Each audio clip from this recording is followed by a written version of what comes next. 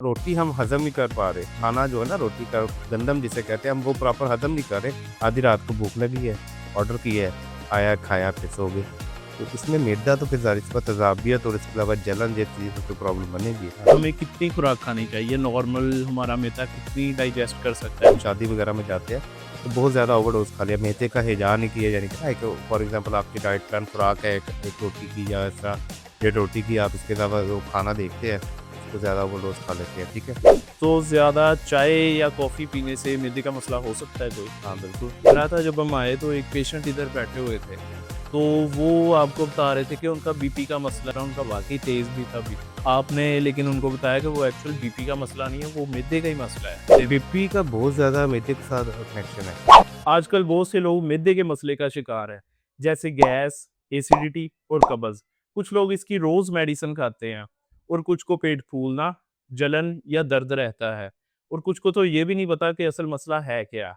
लेकिन सवाल ये है कि इसका ये डाइट पे डिपेंड करता है, स्ट्रेस या लाइफ़स्टाइल भी इसका प्रॉब्लम हो सकता है और क्या हर्बल तरीके से इसका इलाज पॉसिबल है या नहीं?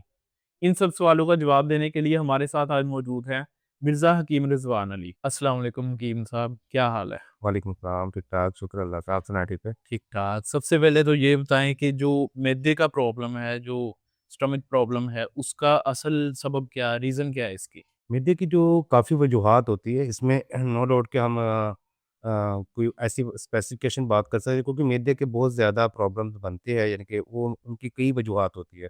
जो सबसे ज़्यादा आजकल की कॉमन वजूहात बन रही है ना, वो ज़्यादातर होता है कि नींद की डिस्टर्बेंस। सबसे पहले जो नींद की डिस्टर्बेंस, जिस तरह फॉर एग्ज़ाम्पल अगर हम 11 बजे सो रहे हैं, ठीक है? उसके बाद हमने 12 बजे सो गए, कभी हम सुबह उठने मॉर्निंग में कभी 7 बजे उठ रहे हैं, कभी 10 बजे उठ रहे हैं। ये जो है ना सबसे ज़्यादा प्रॉब्लम हमें इस चीज़ की वजह बनती है, ठीक है? उसके बाद दूसरी वजूहात आ जाती है खाने की डिस्टर्बेंस। अगर फॉर एग्ज़ाम्पल हमने अक्सर कभार देखा होगा कि ऑफ़िस में लेट हो गए तो हमने खाना कभी खाया, कभी नहीं खाया, ऑफ़िस गए तो जस्ट हमने चाय पी है बस, उसके अलावा तो दोपहर के खाने का इंतज़ार करने लगे।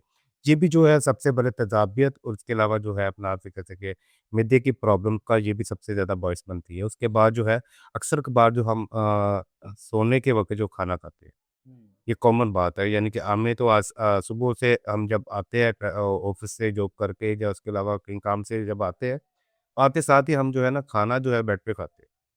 बेड पे खाने की जो सबसे बड़ी वजह ये बनती है कि अपना जो हमारे स्टेमिंग को जो हम उसका जो क्राइटेरिया होता है खुराक को ग्राइंड करने का, उतना हम उसको टाइम नहीं दे पाते।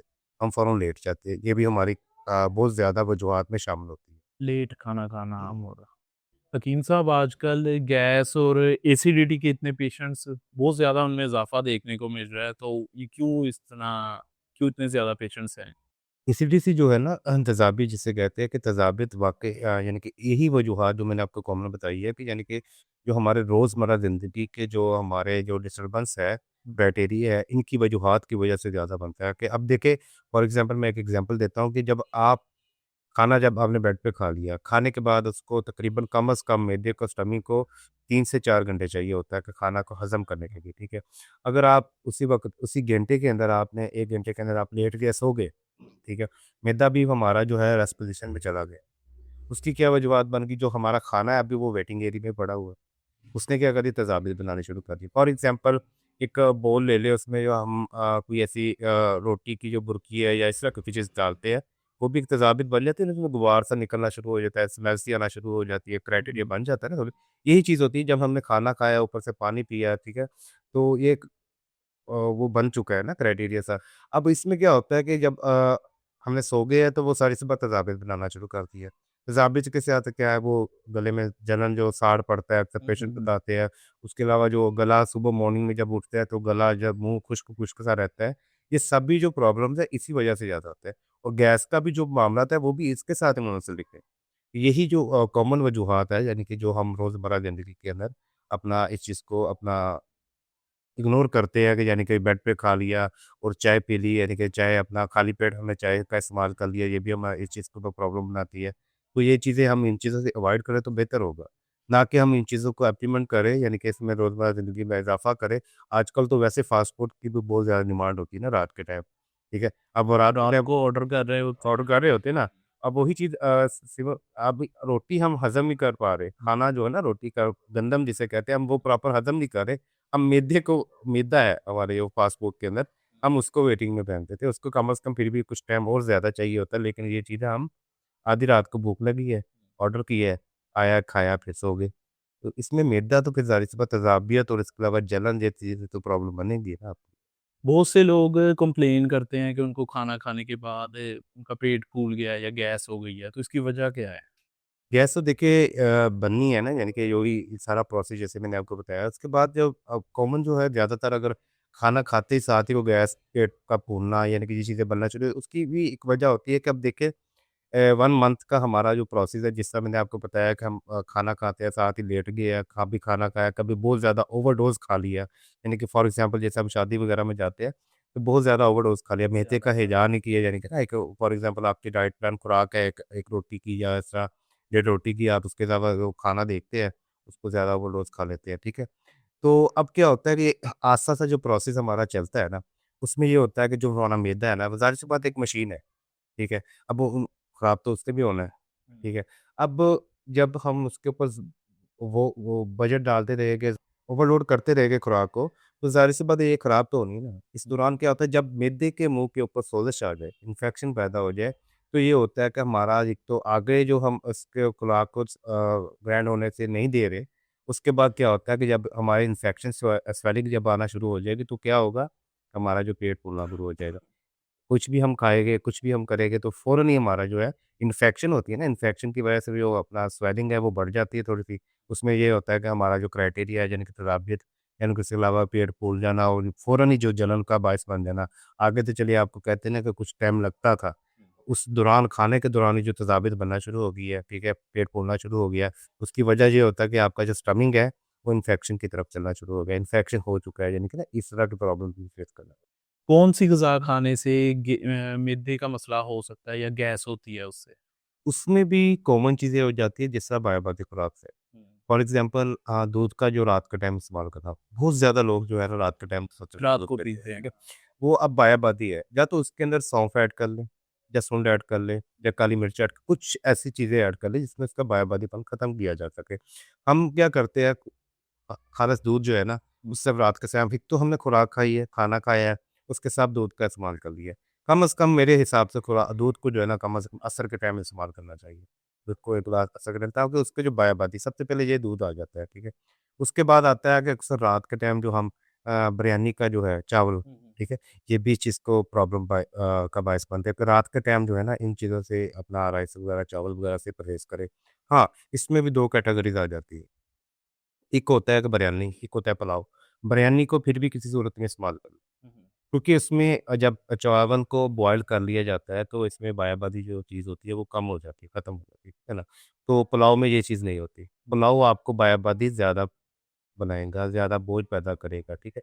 ये जो 2 खुराकें अब तीसरी तो वैसे ओवरऑल जो अब ज़्यादा मेरा ख़्याल ये कॉमन तो हम इसी को कह देंगे ना फॉर एग्ज़ाम्पल जिस तरह फ़ास्ट फूड है, हुँ, हुँ। शवारमा है, पिज़्ज़ा है, ये चीज़ें जो है, ये भी हमारे लिए फर्स्ट प्रायोरिटी है यानी कि अब हम इसके से बगैर तो कोई लोग अब सोते भी नहीं। हुँ। ऑर्डर जब बाहर से किया जाए तो इन्हीं चीज़ों का ऑर्डर किया जाता है, हुँ। ठीक है? तो ये भी जो है ना समय को सबसे ज़्यादा ख़राब करने की जो ना अहम किरदार जो है इन चीज़ों का भी होता है। एक चीज़ होती है कि हम जल्दी-जल्दी खाना खाते हैं, मतलब तेज़-तेज़ खाना खा लेते हैं, तो ये भी इसकी कोई रीज़न हो सकती है, जो गैस होती है हमें या मैदा ख़राब होता है हमारा? बिल्कुल, ये बहुत ज़्यादा आम वजूहात बनती है स्टमक ख़राब करने की। अब देखिए फॉर एग्ज़ाम्पल हम अल्लाह ताला ने हमें बहुत ज़्यादा नेमत दी है ये दाँतों की, ठीक है? दाँतों का जो पर्पज़ होता है वो यही होता है ना खुराक को बिल्कुल नरम करके, मुलायम करके यानी कि और बारीक-बारीक छोटे ज़रात के अंदर यानी कि ना गुज़ारा जाए। अब क्या करते हैं हम वो टाइम की बचत की वजह से हम वो क्या से कहते हैं कि बिल्कुल उसको बारीक नहीं करते स्टमक के अंदर। अब स्टमक को हम वैसे भी टाइम नहीं दे रहे खुराक हज़म करने का। अब खुराक ऊपर से हमने ब्रेक भी नहीं की दाँतों के ज़रिए, तो ज़ाहिर-सी बात है जो उसको बहुत ज़्यादा ओवरडोज़ का यानी कि वो प्रॉब्लम फेस कर उसको दे रहे हैं। तो ज़ाहिर-सी बात इस वजह से जो है वो स्टमक बहुत ज़्यादा मुतासर होता है। मैं तो अक्सर जो पेशेंट्स होते हैं हमारे पास, उनको तो यही रिकमेंड करता हूँ कि अगर स्टमक का भी ज़्यादा पेशेंट है, स्टमक की वजह से भी हमारे पास कोई पेशेंट आ रहा है, मैं उसको ये कहता हूँ कि शोरबे वाले सालन के ना बुरकी भिगो के रख ले। उसको जब मल्ट हो जाए ना 5 2-4 मिनट साइड पे रख के जब मल्ट हो जाए फिर उसको खाएँ। नरम फिर भी करके। उसको ब्रेक करके खाएँ, ठीक है हुँ। ना? ये होता है कि आपके मैदे को हमने एक साइड से हम उसका इलाज कर रहे हैं, दूसरी साइड पे क्या होता है, हम खुराक को वैसे इस्तेमाल कर रहे हैं, ठीक है? तो इलाज के दौरान हमने उसको रेस्ट देनी है। ठीक है? अब क्या होता है कि हम खुराक वैसे भी खाई जा रहे हैं, ऊपर से दवाई से इलाज हो रहा है, तो इस तरह ये बेहतर नहीं होगा। तो इस दौरान क्या होता है कि हमें वैसे भी अगर आपका स्टमक प्रॉब्लम में नहीं है, अगर फॉर एग्ज़ाम्पल कुछ शोरबे वाला खाना बना है, इस तरह कुछ चीज़ है, तो मेरी ये होगी कि आप उसके अंदर जो है शोरबे के अंदर बुरकी भिगो के खाएँ, जिसमें ये होगा कि आपको कभी ना कभी तो आपका जो स्टमक है, वो आसानी से वर्क कर सकता है। लेकिन हम वैसे पूरी रोज़मर्रा रूटीन देखें, उस दौरान हम पूरे दिन के अंदर जो है, आप भी इस चीज़ के ऊपर होगे, हम भी हैं, ठीक है? कई और पेशेंट्स हैं, यानी कि हम टाइम की बचत की वजह से बहुत जल्दी इस खुराक को हज़म करते हैं। खुराक अंदर निगलने की कोशिश करते हैं कि यानी कि ये हमारी एक डोज़ है, हमें डिपेंड ये नहीं करता कि एक डोज़ ही जो है ना, वो अपना क्या उसे कहते हैं कि जी, खानी चाहिए या जिससे भी, ठीक है? लेकिन डिपेंड ये करता है कि जो कम से कम आपने एक रोज़ भी खाया, उसको अच्छे तरीके से टाइम दे के ब्रेक करके अंदर गुज़ारें, ताकि उसके अलावा जो अगला प्रोसेस है मैदे का, वो आसान हो सके। हकीम साहब आजकल हम बहुत ज़्यादा चाय पीते हैं, मतलब हमारी गैदरिंग भी कहीं पे हो तो हम चाय पर ही करते हैं। हुँ। कोई मेहमान आए तो हम चाय उसके लिए आगे करते हैं। तो ज़्यादा चाय या कॉफ़ी पीने से मिर्दी का मसला हो सकता है कोई? हाँ, बिल्कुल, क्योंकि ज़्यादा जो चाय अगर कॉफ़ी वग़ैरह पीते हैं, तो इसकी तासीर तो आपको पता है गरम होती है, ठीक है? अब मैदे के ऊपर अगर फॉर एग्ज़ाम्पल स्टमक का मरीज़ है भी या नहीं भी है, ठीक है? उस दौरान भी जो है ना, वो अगर हम चाय के अंदर निकोटीन की मकदार होती है, यानी कि ये थोड़ा-सा ना हमें तेज़ाबियत बनाती है। यानी कि गर्मी पैदा करती है जिस स्टमक के अंदर, ठीक है।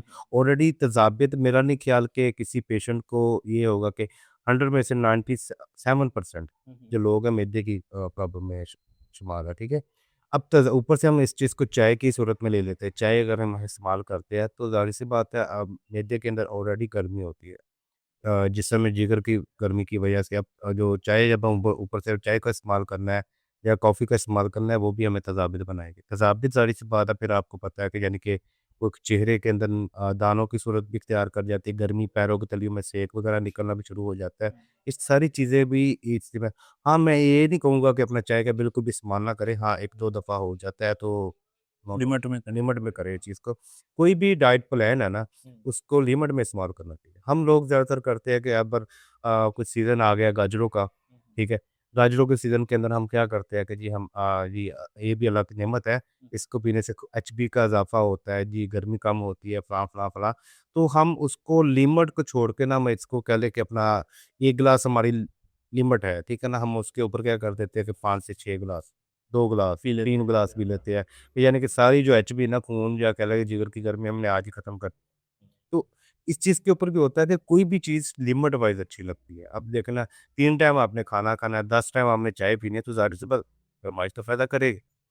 तो इसमें नुकसान होगा, स्टमक का बहुत ज़्यादा नुकसान होता है। इसमें एसिडिटी का भी बढ़ जाती है इसमें इस वजह की वजह से। तो क्योंकि कोई भी ऐसी चीज़ है जो निकोटीन के अंदर इस्तेमाल करें ना, फॉर एग्ज़ाम्पल हम स्वीट्स का भी करें या इसके अलावा जो है अपना अब चाय के अंदर पत्ती निकोटीन की सूरत इख्तियार करें, नशा जिसे कहते हैं आदतन, ठीक है? तो वो आपके ऊपर डायरेक्ट अटैक करती है पार्ट्स ऑफ बॉडी के ऊपर। अगर वो चीज़ हम इस्तेमाल नहीं करते या कुछ दिन हम इसको अपना कहते हैं ना कि जब उसका टाइम पीरियड है या 2 घंटे बाद अगर ऑलरेडी आप पिछले दिन में पिया तो वो आपका 2 घंटे का टाइम पूरा हो गया है, तो आप उस दिन आपको चाय की तलब होना शुरू हो जाएगी।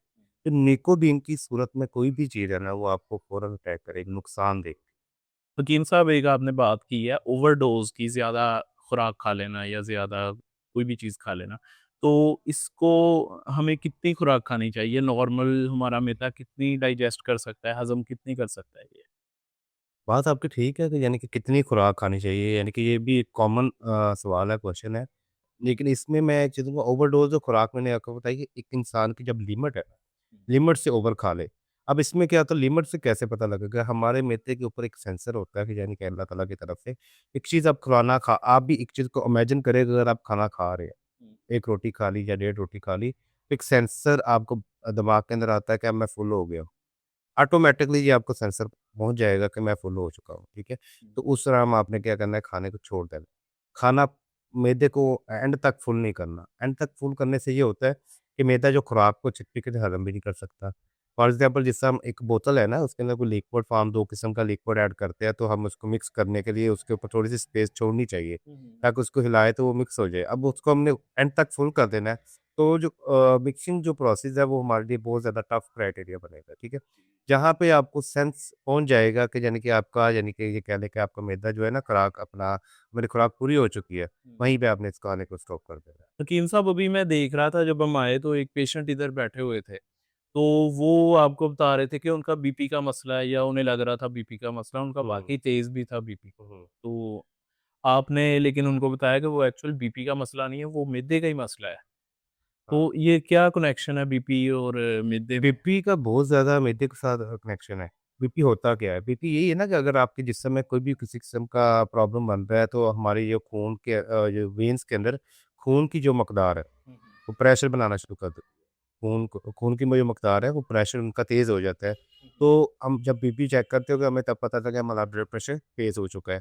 तो इसी तरह जो मैं कहता हूँ कि स्टमिंग उसका बहुत ज़्यादा अहम रोल होता है कि ब्लड प्रेशर तेज़ होने की वजह। उसकी में क्या होता है कि जिस तरह मैंने आपको सबसे पहले बताया था कि जब भी हम खाना खाते हैं तो वो स्टमिंग में ऊपर मैदे के ऊपर जो है ना तेज़ाबियत की सूरत है ऊपर उसके अलावा जलन जो ऐसा गुबार सा बन जाता है, ठीक है ना? अब देखिए ना ये एक अपना तेज़ाबियत गुबार जब बना हुआ है, एक इंसान यदि कि रिलैक्स नहीं है, हुँ, हुँ। इसी तरह हमारा खून भी रिलैक्स नहीं बनेगा। खून में प्रेशर तेज़ हो जाएगा। जब वो प्रेशर तेज़ होगा तो हमें क्या होगा? ब्लड प्रेशर का तेज़ होना तेज़ वजह बनेगी, ठीक है? इसमें ये कॉमन नहीं है कि अपना फॉर एग्ज़ाम्पल ब्लड प्रेशर ही है, इसमें आपका शोल्डर्स की पेन, मिद्दे की वजह से ये भी बहुत ज़्यादा मुतासर होती है। तो ब्लड प्रेशर इसके लिए बहुत अहम जो है ना आपकी बात के ऊपर के बहुत ज़्यादा अहम वजूहात बनती है कि स्टमक की वजह से ब्लड प्रेशर का तेज़ होना। अमूमन मैं तो यही कहूँगा कि 50% जो लोग हैं ना 50 से 60% लोग मिद्दे की वजह से उनका ब्लड प्रेशर तेज़ हो रहा है। क्योंकि ब्लड प्रेशर भी किसी वजूहात की वजह से बनता है वैसे तो ब्लड प्रेशर का मसला तो नहीं कि एक ऐसी बीमारी नहीं है कि ब्लड प्रेशर है। हुँ, हुँ। ब्लड प्रेशर की वजह होती है कि किस वजह से ब्लड प्रेशर हो रहा है। तो हकीम साहब, हमें ये बताएँ कि स्ट्रेस या एंग्ज़ायटी कोई इस तरह की जो बंदे को कई दफ़ा टेंशन होती है, या काम की स्ट्रेस, या किसी को घर से किसी तरह की स्ट्रेस होती है, तो इन चीज़ों का भी इफ़ेक्ट होता है मैदे पे? स्ट्रेस या एंग्ज़ायटी जो है ना वो भी इस चीज़ के ऊपर आता है यानी कि मैदे के ऊपर भी। अब देखिए ना कि फॉर एग्ज़ाम्पल मैदे का जो सबसे ज़्यादा पेशेंट है ना, वो मैं आपको बता देता हूँ कि उसको जो प्रॉब्लम्स फेस करना पड़ती है ना, उसमें एक प्रॉब्लम मैं आपके साथ शेयर करता हूँ जिसकी वजह से ये स्ट्रेस जो है ना, एंग्ज़ायटी ये प्रॉब्लम्स के ऊपर अमल हो जाते हैं, ठीक है? फॉर एग्ज़ाम्पल ये तज़ाबियत वाला पेशेंट है। फॉर एग्ज़ाम्पल अगर आपकी बॉडी में कोई तज़ाबियत बन रही है, जलन हो रही है, आप सोना चाह रहे हैं रात के टाइम, आप सो नहीं रहे।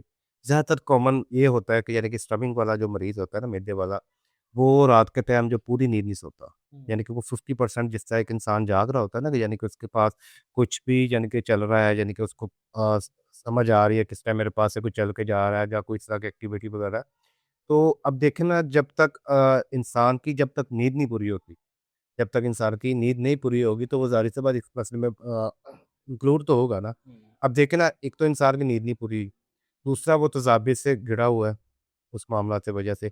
अब ऊपर से थोड़ा माइनर सा भी, अब फॉर एग्ज़ाम्पल इंसान के अंदर इतनी एबिलिटी तो होती है ना कि यानी कि कोई भी प्रॉब्लम आए तो उसको फेस कर लेता है। हुँ, हुँ, हुँ। अब इंसान के अंदर ही अपना वो कुव्वत मुदाफ़ियत जो बहाल ही नहीं हो रही, यानी कि एक तो उसकी नींद नहीं पूरी, हुँ। एक वो तज़ाबियत के अंदर मुब्तला है, ठीक है ना? अब ये 2 प्रॉब्लम बहुत अहम होते हैं बॉडी के लिए। अब ये 2 प्रॉब्लम के अंदर वो ऑलरेडी जग रहा हो, अब थोड़ा-सा माइनर सा भी उससे जॉब का या किसी चीज़ का अपना आती है कोई बात या किस तरह की माइंड में दिन में आती है, तो क्या होता है कि वैसे ले जाता है दिमाग से ऊपर। तो हकीम साहब, ये मैदे के मसले से बचने के लिए कोई स्पेसिफ़िक कोई ग़िज़ा है कि हम कोई ये वाली सब्ज़ी खाएँ या ये वाली छोड़ें, तो आप इसके बारे में क्या कहते हैं? इसमें ये चीज़ है कि स्पेसिफ़िकेशन तो नहीं मैं कुछ कह सकता क्योंकि हुँ, सभी अल्लाह की नेमत है, हुँ, सभी जो सब्ज़ी है, फल है, अल्लाह की नेमत। लेकिन मैं ये कहूँगा कि हर चीज़ का खाने का एक तरीक़ाकार होना चाहिए। हुँ, हमें उस चीज़ के ऊपर इम्प्लीमेंट करना है। फॉर एग्ज़ाम्पल आपके मैदे का किसी किस्म का कोई मसला नहीं, हुँ, हुँ, ठीक है? अगर आप उन खुराकों को तरीके से या इनडायरेक्टली यानी कि अगर आप कह लें कि कोई बेतुकी चीज़ों का इस्तेमाल करेंगे, हुँ, तो फिर वो आपको प्रॉब्लम बनाएँगी, ठीक है? अगर आप अच्छे तरीके से और एक प्रोसेस के तहत आप इस चीज़ को इस्तेमाल करेंगे, तो मैदा तो आपका नहीं खराब होगा ना। हुँ, फॉर एग्ज़ाम्पल किस तरह, मैं आपको बताता हूँ कि यानी कि एक चीज़ है कि सुबह का नाश्ता फ्लेक्स यानी कि करे, ब्रेक करके खाए, चित के खाए, हुँ, यानी कि हुँ, हुँ। ठीक है। दोपहर का खाना एक प्रॉपर टाइम के ऊपर यानी कि 1 से 2 अगर लंच ब्रेक है, तो आप उसी टाइम में इस खाने को इस्तेमाल करें, ठीक है। अब रात की जो खुराक है, वो मैं कहूँगा कि 7 बजे खाएँ। अगर आप 10 बजे सो रहे हैं, हुँ, हुँ। तो कम से कम 6 से 7 बजे रात का खाना खाएँ। ठीक है? टाइमली खा टाइमली खाएँ ताकि आपका मैदा उस चीज़ को अपना हज़म करे और कुछ भी खा ले। हुँ, अब हुँ। देखिए ना खुराकें तो सभी हैं। हाँ, ये मैं कहूँगा दूध का इस्तेमाल रात के टाइम ना करें। हाँ, अगर 6 बजे करना है तो वो तो कोई मसला नहीं, फिर 4 घंटे भी तो हमारे पास पड़े ना हज़म होने के लिए। तो इन खुराकों को अगर हम अपने एडजस्टमेंट के हिसाब से इस्तेमाल करें तो मैं नहीं कहूँगा कि कोई भी खुराक यानी कि इन चीज़ को इस्तेमाल ही नहीं करना या अपना इस चीज़ का इस्तेमाल बिल्कुल छोड़ देना है, यानी कि ये चीज़ें मैटर नहीं करती। ये हाँ, तो एक चीज़ होती है, जी। अब मैं टोक रहा हूँ कि एक चीज़ होती है अगर पेशेंट किसी बीमारी के अंदर है, हुँ, हुँ, हुँ। स्टमक में अल्सर है, स्टमक के मुँह में सोज़श है, जो तदाबीर बनाना शुरू करते हैं, फिर हम उस हिसाब से, उस नैयत से उस चीज़ को हम अपना करते हैं कि यानी कि आप इन चीज़ों से अवॉइड करें, ये चीज़ें आप खाएँ, ये चीज़ें ना खाएँ।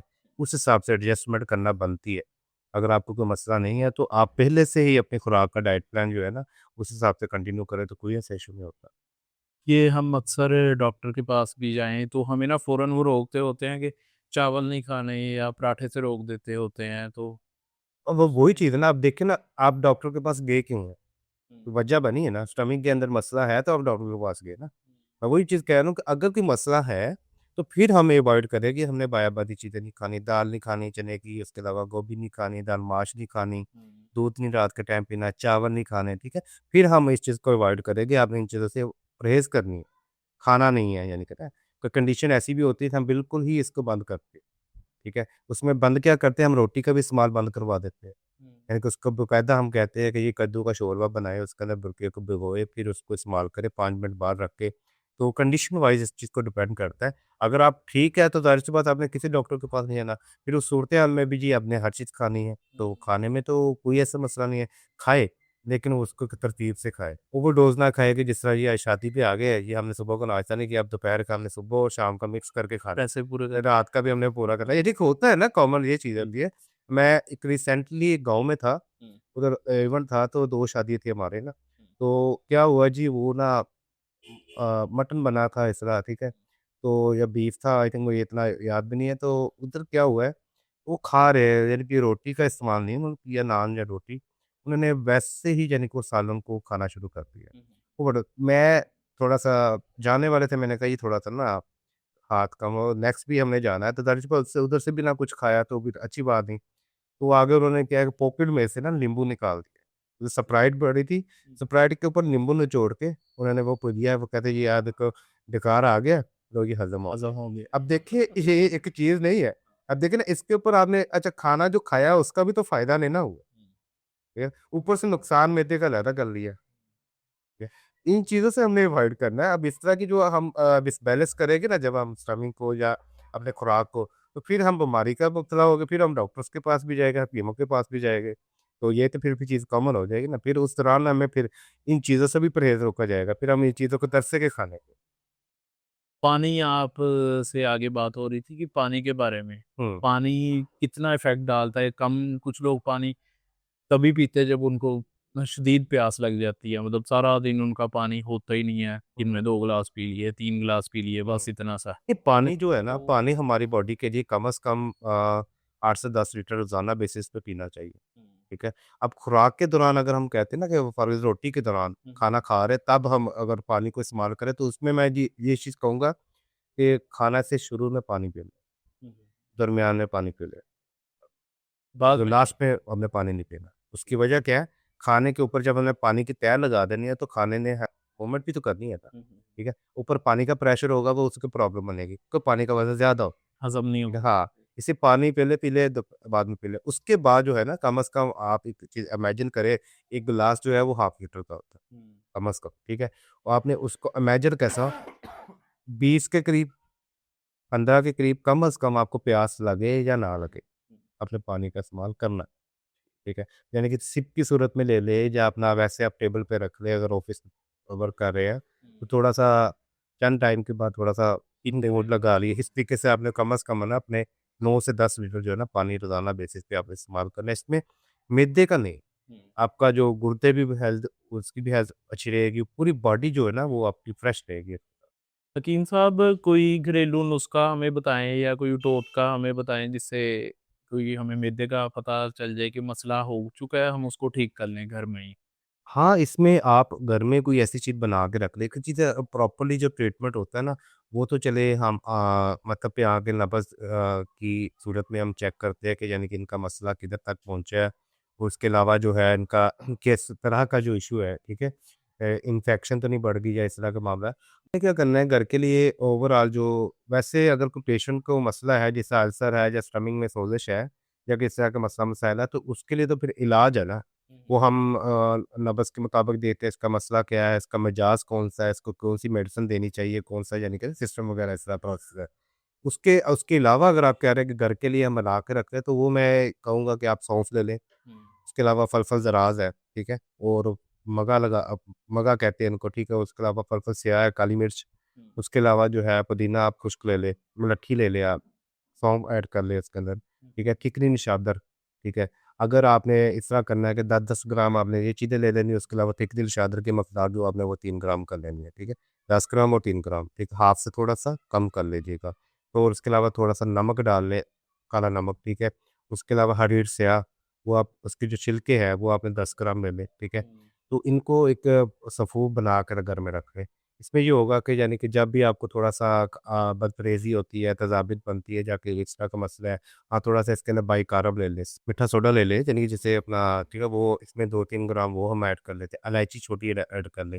इनको क्या करना है, हमने ना इसको एक सफ़ूफ बना लेना है, ठीक है? सफ़ूफ बनाने के साथ ये कि घर में आप इज़िली रख दें, जिसमें ये होगा कि अपना कुछ भी यानी कि जैसा कोई एसिडिटी हो जाती है, या कुछ तेज़ाबित बन जाती है, या कोई किसी किस्म का मसला आ जाता है, एक पेट में उफारा बन जाता है, ठीक है? गैस की सूरत में, आप 1 चम्मच इसका जो है ना वो अपना इसमें ऐड कर लें। हाँ, इसमें एक चीज़ कॉमन कीजिएगा, नमक का जो है टेस्ट के दौरान हम इसको इस्तेमाल करें, ना कि अपना अगर कोई पेशेंट ब्लड प्रेशर का है, तो वो नहीं खा सकता ना इस चीज़ को। तो आप नमक को निकाल दें, उसके अलावा जो सपूप बना लें, आप इसको घर में एक दिन रखें, धो के आपको अपना बहुत ज़्यादा फ़ायदेमंद देगा। अगर किसी किस्म का रात के टाइम अगर मसला बन जाता है, उस दौरान आप इसको खा के ऊपर से पानी पिए। तो ये जो आपने अभी चीज़ें बताई हैं सारी, ये मिल जाती हैं आम स्टोर से? हाँ, इज़िली जो है अपन सास रोड से आप वो इज़िली चलिए हम ऊपर स्क्रीन पर भी डाल देंगे ये चीज़ें हाँ, सारी। बिल्कुल। हकीम साहब एक हमने ये चीज़ बहुत कॉमन नोट की है कि काफ़ी इसके ज़्यादा ना कब्ज़ के पेशेंट काफ़ी ज़्यादा बढ़ चुके हैं। तो ये इतनी कॉमन प्रॉब्लम क्यों हो चुकी है ये? कब्ज़ जो है वो बहुत ज़्यादा कॉमन है, उसकी क्या वजूहात होती है, मैं आपको बस वो करता हूँ कि सबसे पहले चलती है कि एक तो तेज़ाबियत का अहम रोल है ना, वो तो मैदे की वजह से भी कब्ज़ बनती है। अब इसमें आ जाता है कि जो ज़्यादातर जो अमूमन है यानी कि किस वजह से, अब आप भी बैठे हैं, मैं आपसे भी एक क्वेश्चन करता हूँ कि एक चीज़ बताइएगा मुझे, जो पिन्नियों की मालिश है, हुँ, हुँ। अच्छा ये वजह बनती इसलिए है कि मैं आपको बता दूँ कि जब ह हमारे बॉडी के अंदर जो वेन्स है ना खुश्क हो जाए, खुश्की की तरफ चली जाए, ठीक है? खुश्की की तरफ जब चली जाती है तो हमें कब्ज़ की शिकायत होना शुरू हो जाती है। इसकी क्या वजूहात होती है कि हमने वो सदिएँ 10 साल हो गए, मेरा ख़्याल है कि 5 साल हो गए, आपने भी कभी पिन्नी की मालिश नहीं की। हुँ, हुँ। नाक में तेल नहीं दिया, पेट की मालिश नहीं किया, ठीक है? यानी कि ये करने से क्या है कि कब्ज़ बेहतर होगी। हम लोग क्या करते हैं जब खुश्की पैदा होती है, तो ये कब्ज़ की शक्ल इख्तियार कर जाती है। हम उस दौरान क्या करते हैं कब्ज़ के लिए कुछ जो है मेडिसिन्स या कुछ अपना ऐसी चीज़ें इस्तेमाल करते रहते हैं कि जो कि हमारे कब्ज़ का यानी कि सर्कुलेट होते जाए, ना कि मुश्किल तौर पे हम इसका इलाज नहीं करते। क्योंकि कब्ज़ हमेशा खुश्की की वजह से पैदा होगी। क्योंकि तेज़ाबियत हो रही है, वो गुबार बन रहा है, आग सी चल रही है, तो वो ज़ाहिर-सी बात है क जो भी इसके अज़ला है यानी कि वो चीज़ें वगैरह उसको डैमेज करती जाएगी। जो तिलकन है, आयली यानी कि ठीक है? तो ऊपर से हम क्या कर रहे हैं कि ऊपर से हम कोई भी चीज़ ऐसी जो है बॉडी के ऊपर इंजेक्ट नहीं कर रहे, जिस तरह फॉर एग्ज़ाम्पल मैंने आपको बताया कि पिन्नियों की मालिश जो है वो जी। बहुत ज़्यादा अहम किरदार अदा करती है, हुँ। कब्ज़ ना होने में। उसके अलावा पेट के ऊपर मालिश करना और नाक में जो है चंद कतरे जो है 2 से 3 कतरे रोज़ाना बेसिस पे डालना। अगर हम ऑयल के सरसों का ऑयल, हुँ। कोई भी आपने सायदीन है सरसों का ऑयल आपने इस्तेमाल करना है, तो ये जो है ना आपकी जो कब्ज़ की शिकायत को दूर करती है। हकीम साहब ये कब्ज़ को बहुत से लोग ना इग्नोर कर देते हैं, तो इससे फ्यूचर में मसले क्या हो सकते हैं? कब्ज़ को अगर हम छोड़ देते हैं यानी कि उसको इग्नोर कर देते हैं, यानी कि फॉर एग्ज़ाम्पल इग्नोर से ये भी मुराद है कि अगर हम उसको तकरीबन 4-5 दिन कह लें या 6 दिन कह लें, खाना नहीं आ रहा है या 2 दिन कह लें, खुश्की बहुत ज़्यादा बढ़ गई है, हुँ, हुँ। खुश्की बहुत ज़्यादा बढ़ गई है, तो हम इसको इग्नोर करना शुरू यानी कि फॉर एग्ज़ाम्पल कोई टैबलेट खा ली तो खाना आ गया, नहीं तो नहीं आया, ठीक है? हुँ, इसमें इश्यूज़ सबसे ज़्यादा जो बनते हैं वो होती है बवासीर। हुँ। कब्ज़ होने की सूरत में हमें बवासीर की भी शिकायत हो जाती है। बवासीर भी ब्लीडिंग वाली, खूनी बवासीर जिसे कहते हुँ, हैं। अब हुँ। स्टोन है ना बना हुआ है वो अपना लोचा बना हुआ है तो वो पुश कर रहे हैं, यानी कि जिस्म के ज़रिए वो खून निकल नहीं रहा, अगर निकला भी है तो वो कहीं जगह पे इन्फेक्शन करके निकला है, तो वो हमारी क्या है ब्लीडिंग की सूरत इख्तियार करना शुरू कर जाएगी। फिर अगर हम उस चीज़ को भी कवर अप नहीं करते, अब एक वेन्स के ऊपर इधर इन्फेक्शन हो चुकी है, ठीक है?